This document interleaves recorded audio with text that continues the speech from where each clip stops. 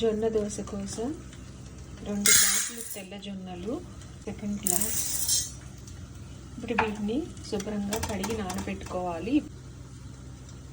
అలాగే అదే సేమ్ గ్లాస్తో 2 గ్లాసులు తెల్ల జొన్నలు అయితే 1 గ్లాసు మినపప్పు.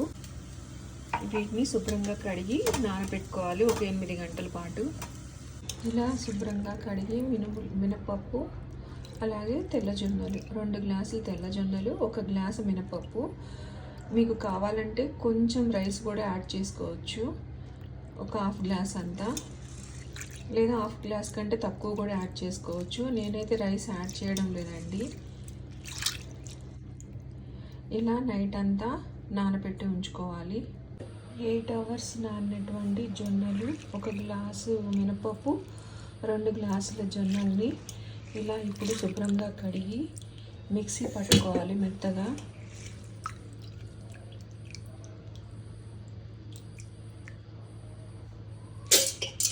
ఇలా జాలించి వేసుకోవాలి. మంచినీళ్ళు వాటర్ పోసుకోవాలి కాబట్టి.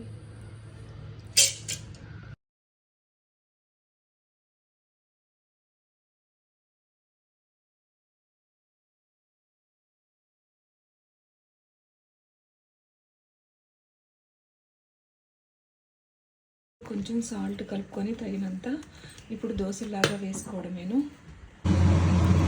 కొంచెం వాటర్ కూడా యాడ్ చేసుకోవచ్చండి. చూసుకొని వాటర్ కూడా కొంచెం యాడ్ చేసుకోవాలి ఉప్పుతో పాటు. ఇంకా దోశ వేసుకోవడమేను.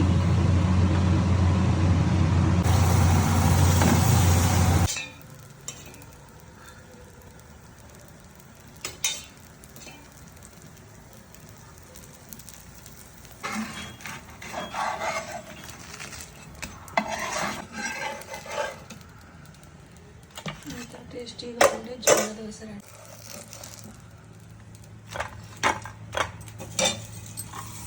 ఎంతో ఆరోగ్యానికి బలాన్ని ఇచ్చే జొన్న దోశ రెడీ అండి. అల్లం చట్నీతో నంచుకొని తింటే, లేదా పల్లీల చట్నీతో నంచుకొని తింటే ఆరోగ్యానికి ఆరోగ్యం, టేస్టీగా కూడా ఉంటాయి.